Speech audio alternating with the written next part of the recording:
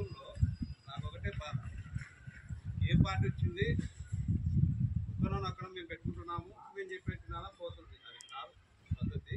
మనలో అవేర్నెస్ రావాలా. కేవలం స్టాఫే ఉన్నారు. గ్రామసభ అంటే అర్థమైందయా, గ్రామంలో ఉండే ప్రజలు మొత్తం హాజరు కావాలా. గతంలో చంద్రబాబు ప్రభుత్వం ఉన్నప్పుడు మొదట్లో గ్రామసభ పెట్టి ఇదంతా పట్టకున్నది జనాలు.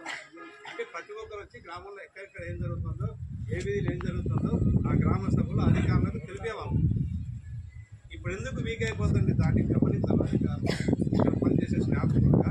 ప్రజలు అవేర్నెస్ కావాలి. నాయకులైనా సరే గ్రామ సభ పెడుతున్నాము, మనం మైక్ పెట్టి అనౌన్స్ చేస్తున్నాం అంటే గ్రామంలో ప్రతి ఒక్కరు ముందు ముఖ్యంగా ఇది బాడీ ఏది, మన గ్రామ పంచాయతీ బాడీ వార్డ్ మెంబర్స్. ఆ వార్డ్ మెంబర్స్ ఒకరన్నా వస్తున్నారు, దాని మీద కొంచెం యాక్షన్ తీసుకోవాలా. రాలేదనుకో తీసేయండి, దానికి ఒక రూల్ ఉంటుంది. దాని ప్రకారం వాళ్ళ గ్రామంలో ఉన్న వార్డు మెంబర్లు వస్తేనే ఈ గ్రామ సభకు ఒక అర్థం ఉంటుంది. ఈ బాడీలో ఒక పార్ట్ వాళ్ళు వార్డు మెంబర్లు ఎందుకు రావడంలా అంటే మనము చేసే పనులు నాయకుల ఎఫెక్ట్ ఉంది అక్కడ. అది దాన్ని గమనించాలి ప్రజలు కూడా. నాయకుల ఎఫెక్ట్ ఉన్నప్పుడు మనం ఎందుకు రాకుండా ఉండాలా అనేది ప్రజలు ఆలోచించాలి. నాయకులు పక్కన పెట్టి ఏ పార్టీ అయినా కావచ్చు. గ్రామ సభ అంటే గ్రామంలో మన గ్రామం గురించి మంచి చెడులు ఆలోచించేసి మన నుంచి తీసుకునే నిర్ణయాల, సమస్యలు, సలహాలు అధికారుల దృష్టి తీసుకొచ్చేది గ్రామ సభ. ఇలాంటి దానికి ఖచ్చితంగా హాజరు కావాలి. ప్రతి ఒక్కరు గ్రామంలో ప్రజలు హాజరు కావాలా.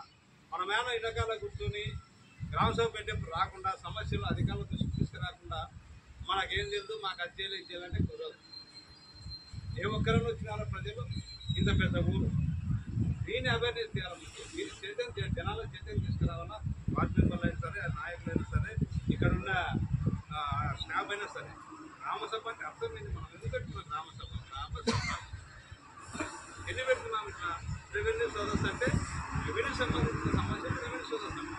గ్రామసభ అంటే గ్రామంలో ఉండే ప్రజలకు ఏమేమి సమస్యలు ఉన్నాయో వారి మీద చర్చించాలని, ప్రజలు ఏమైనా సలహాలు కానీ సూచనలు కానీ మన గ్రామంలో ఇవ్వాలా. మన వేడ గోడవతలో మన ఇంట్లో మనం కూర్చొని తెలియవు. అందరికి బాగా అందరూ మన ఇంట్లో మనం కూర్చుంటే సమస్యలు తెగవు. మనం సభ పెట్టినప్పుడు అధికారుల ముందుకు రావాలా, మాట్లాడాలా, గ్రామంలో సమస్యలు తెలుసుకోవాలా, వాళ్ళ దృష్టికి తీసుకుపోవాలా. చెయ్యలేదు చేస్తారా చేయాలని తర్వాత విషయం. ముందు మనం రావాలి. ప్రతి ఒక్కరు రావాలా, గ్రామ సభలలో రావాలా. వచ్చి మీ సమస్యలు ప్రజల అధికారుల దృష్టి తీసుకురావాలా. ఎందుకు ఫెయిల్ అవుతున్నాం? మన పరిపాలన యంత్రాంగం ప్రజల నుంచి సమస్యలు వస్తేనే వాళ్ళు ఎట్లా పరిపాలన చేయాలని అమలు చేస్తారు. మనం ఏం చెప్పకుండా కూర్చుంటే వాళ్ళకి ఏ సమస్యలు అంటే మన అన్ని బాగున్నాయి, మన ఊళ్ళో రోడ్లు క్లీన్గా ఉన్నాయి, కరెంటు బాగుంది, అన్ని రోడ్ల మీద పదాలు అనుకోవడం ప్రజలు దయచేసి మనము సమస్యలు సభలు పెట్టినప్పుడు అధికారుల దగ్గర రావాలా.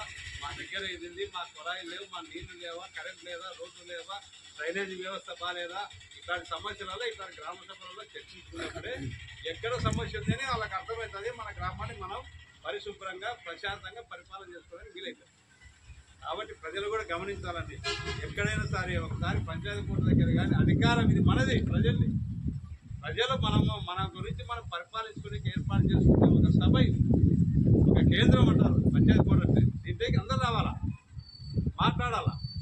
దీంట్లో సమస్యను అధికారులు పరిష్కరించకపోతే నెక్స్ట్ మన గ్రామ సభలో వాళ్ళను విమర్శించవచ్చు, మనం తిరిగి మాట్లాడవచ్చు. ఎందుకు చేయలేదు, కారణం ఏంది అడగవచ్చు. ఇవి తెలుసుకోవాలా. ముందు గ్రామ సభలను దయచేసి మనం రాజకీయంగా తిరిగే వాళ్ళు కానీ ప్రజలలో చైతన్యం తీసుకురావాలా. గ్రామ సభ పెట్టినప్పుడు గ్రామ సభలకు జనాలు రావాలా. వచ్చినప్పుడే మనం మాట్లాడడానికి పోయేదేముంది. ఇప్పుడు ఈ స్టాఫ్ రోజు కలుస్తుంటారు. ప్రజలు ఎవరు వచ్చినారు, మనం మున్సిపాలిటీలో చెప్పుకోవాలా. సభ ప్రజల్ని ఇన్వాల్వ్మెంట్ చేయాలా గ్రామ సభలో. ఇది నాయకులు, కార్యకర్తలు కానీ గమనించాలా. చాలా నుంచులో నేను మొదటి నుంచి అనుభవంలో చంద్రబాబు నాయుడు మొదటిసారి ముఖ్యమంత్రి అయినప్పుడు గ్రామ సభలు అంటే పంచాయతీ కూడా పట్టలే. ప్రజల నుంచి సమస్యలు వచ్చేటివి, ప్రజల నుంచి ఆ సమస్యలు అధికారులు తీసుకునేవారు, సలహాలు ఇచ్చేవారు. అది మనం గమనించి ప్రజలు కూడా ఇన్వాల్వ్మెంట్ ఉండాలి. ఎప్పుడు పెట్టినా కానీ ఒక్క వార్డు మెంబర్లా ఎందుకు ఇంటిపై సీరియల్ చేస్తారు? బాడీని మెయిన్ బాడీకి ఇంటిపై సీరియల్ ఎందుకు వేయడం? రాకపోతే దాని మీద మీరు ఏదో ఒకటి చేసుకోవచ్చు. ఎన్నోసార్లు చెప్పారు. అంటే కేవలం ఒక సర్పంచ్ ఉంటే సర్పంచ్, గుర్తుపెట్టుకుంటే ఎట్లా?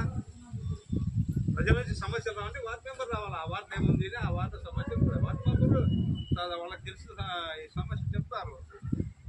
దీన్ని సీరియస్ తీసుకోవాలి. మేము ముక్కుబడిగా తీసుకోకూడదు సార్.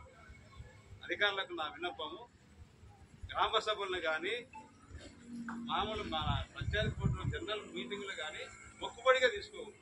మొక్కుబడిగా తీసుకోవడానికి ఎందుకు మనకు సమావేశాలు ఎందుకు, ఇవన్నీ ఎందుకు?